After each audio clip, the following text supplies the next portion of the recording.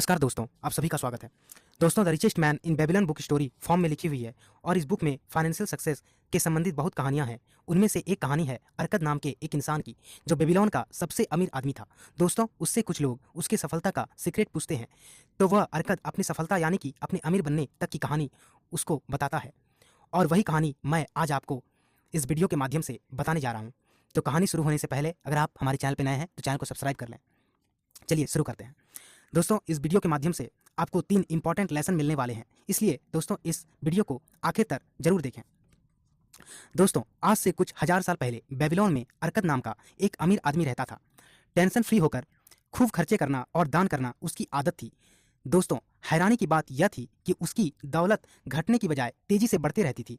एक दिन उससे मिलने उसके कुछ दोस्त आए और उन्होंने कहा, अरकद, तुम हमसे कुछ ज़्यादा ही खुशकिस्मत हो। तुम बेबीलोन के सबसे अमीर आदमी बन गए हो। तुम अच्छी कपड़े पहनते हो और स्वादिष्ट भोजन खाते हो और दुनिया की सैर भी करते हो, जबकि हमारी हालत यह है कि हमारे परिवार को भरपेट भोजन मिल जाए और पहनने के लिए कपड़े मिल जाए तो हमारी खुशी का ठिकाना नहीं रहता।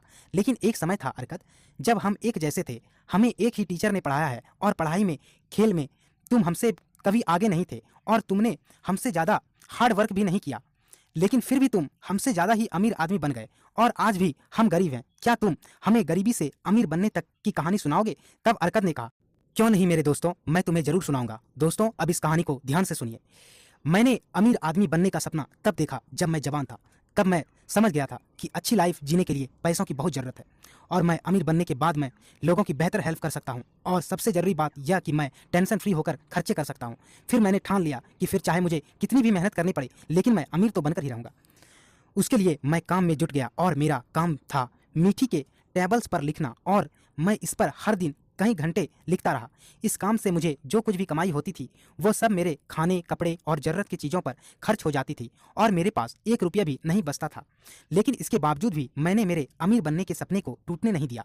फिर एक दिन मेरी मुलाकात अल्केमिस्ट से हुई, जो एक अमीर साहूकार थे। उन्होंने मुझे मीठी के टेबल्स पर नाइट लॉ लिखने का काम दिया और कहा कि यह काम अगर तुम 2 दिन में पूरा करोगे तो तुम्हें मैं 2 कॉपर के सिक्के दूंगा। मैंने बहुत मेहनत किया, लेकिन नाइट लॉ बहुत बड़ा था और अल्केमिस्ट जी जब दोबारा आए तब काम अधूरा पड़ा हुआ था। वे नाराज होकर बोले, अगर तुम मेरे गुलाम होते तो मैं तुम्हें काफ़ी कड़ी से कड़ी सजा देता। मैं डरा हुआ था, लेकिन फिर भी मैंने बोल ही दिया कि अल्केमिस्ट जी, आप बहुत अमीर आदमी हैं, मुझे भी बताइए ना कि मैं अमीर कैसे बन सकता हूँ। अगर आप मुझे बताने का वादा करेंगे तो मैं आपके लिए पूरी रात लिखूंगा और सूरज निकलने तक आपका काम पूरा हो जाएगा। अल्केमिस्ट जी मेरी तरफ देखकर हंसने लगे और कहा, ठीक है। मैं पूरी रात लिखता रहा और मुझे लिखने में तो परेशानी हो रही थी, लेकिन मैं रुका नहीं और मैं लिखता रहा। अल्केमिस्ट जी जब सुबह आए तो काम पूरा हो चुका था। फिर मैंने कहा कि अब मुझे बताइए कि मैं कैसे अमीर आदमी बन सकता हूँ। तब अल्केमिस्ट जी बोले, बेटे, मैं तुम्हारे काम से खुश हूँ और अब मैं तुम्हें मेरे टॉप सीक्रेट बताने जा रहा हूँ। तो दोस्तों, कान खड़ी करके अब ये कहानी को सुनिएगा, क्योंकि ये कहानी का मैन मोड़ आ गया है। मैं अमीर तब बना जब मैंने यह फैसला किया कि मैं अपनी कमाई का 10% अपने आप को दूंगा और तुम भी ऐसा करोगे तो तुम भी जल्द अमीर बन जाओगे। और इतना बोलकर वह चुप हो गए। तब मैंने कहा कि सिर्फ इतना ही? तब अल्केमिस्ट जी बोले कि बस इतने ना ही एक लड़के को जो कभी भेड़ चराता था, आज उसे साहूकार बना दिया, जो आज तुम्हारे सामने खड़ा है। क्या तुम कपड़े बेचने वाले को पैसे नहीं देते उनके कपड़े के बदले? जूते बेचने वाले को क्या तुम पैसे नहीं देते उनके जूतों के बदले? और उसके बाद बोले कि चलो यह बताओ कि तुम्हारे पिछले महीने की कमाई कहाँ है और पिछले साल की कमाई कहाँ है? अरकद, तुम पागल हो। तुम बाकी सबको ईमानदारी से पैसे देते हो, लेकिन खुद को कुछ भी नहीं देते। अरकद, तुम अपने लिए नहीं दूसरों के लिए काम करते हो। याद रखो कि हर वह गोल्ड का सिक्का जो तुम बचाकर अपने आप को दोगे, वह तुम्हारा गुलाम बनकर तुम्हारे लिए काम करेगा और आगे चलकर वह तुम्हारे लिए काम करके तुमको और सिक्के कमा कर देगा। अगर तुम अमीर बनना चाहते हो तो तुम्हें अपने सेविंग से, यानी कि जो तुम गोल्ड के सिक्के बचाओगे उसका तुम्हें एक अच्छी जगह निवेश करना चाहिए, यानी कि इन्वेस्ट करना चाहिए, ताकि तुम्हारे गुलाम सिक्के और सिक्के कमा सके और इन सिक्कों के बच्चे भी तुम्हें कमा कर दे सके। मेरा विश्वास करो, मैं तुम्हें यह सीक्रेट बताकर तुम्हारे काम से 1000 गुना ज़्यादा तुम्हें पे कर रहा हूँ।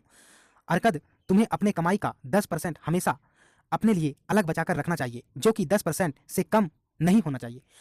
अरकद, दौलत भी एक छोटे से पेड़ की तरह उगती है। अरकद, तुमने तुम्हारी कमाई से बचाए हुए 10 सिक्के वह बीज होंगे जिससे तुम्हारे दौलत का पेड़ खड़ा होगा।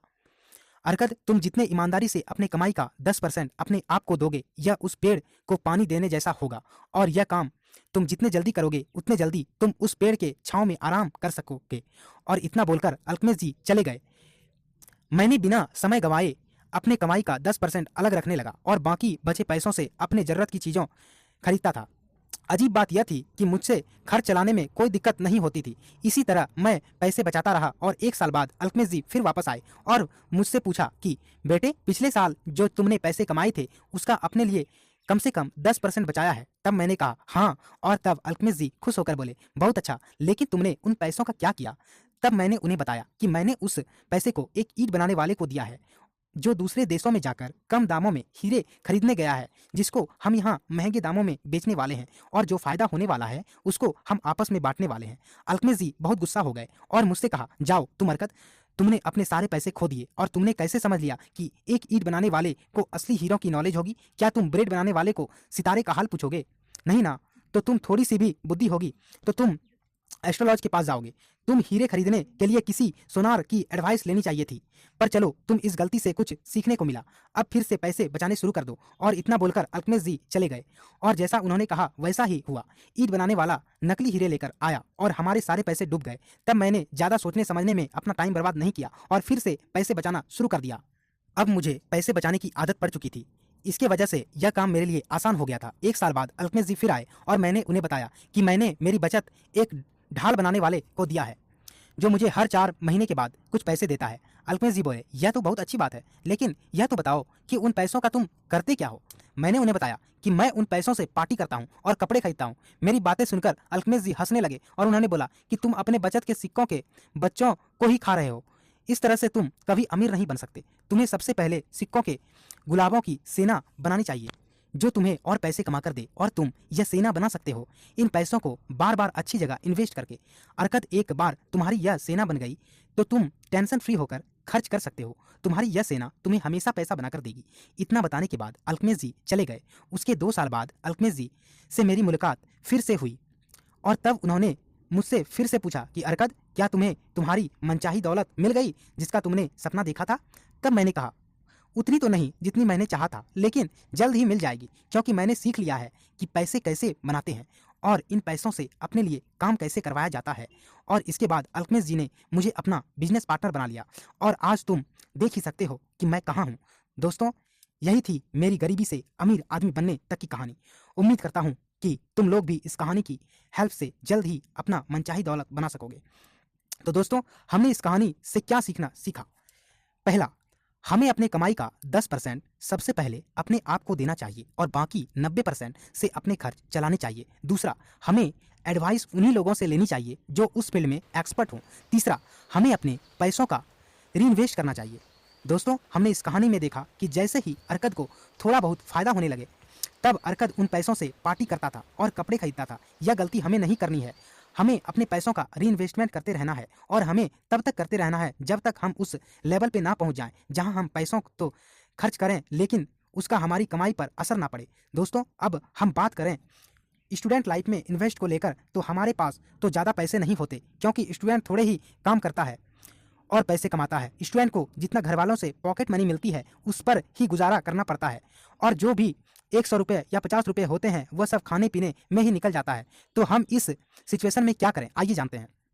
दोस्तों, इसका भी सॉल्यूशन है मेरे पास। दोस्तों, आपके दिल पर पत्थर रखकर आपको जो भी 10 या 50 रुपये घर से मिल रहे हैं उसको आप बचाना शुरू करिए और उनसे अच्छी अच्छी किताबें खरीदें और उन्हें पढ़ना शुरू कीजिए, क्योंकि दोस्तों ये बहुत मैटर करता है कि आप कौन सी किताबें पढ़ रहे हैं और इन्वेस्ट पर कैसे कैसे आर्टिकल पढ़ रहे हैं और यूट्यूब पर कौन सी वीडियोस देख रहे हैं, आप किन लोगों से दोस्ती कर रहे हैं। यह सब सारी चीज़ें बहुत मैटर करती है कि आप कैसा इंसान बनोगे। तो दोस्तों, अगर आपको ये कहानी अच्छी लगी हो और ये समरी पसंद आई हो तो चैनल को सब्सक्राइब करके लाइक बटन दबा दें। धन्यवाद दोस्तों।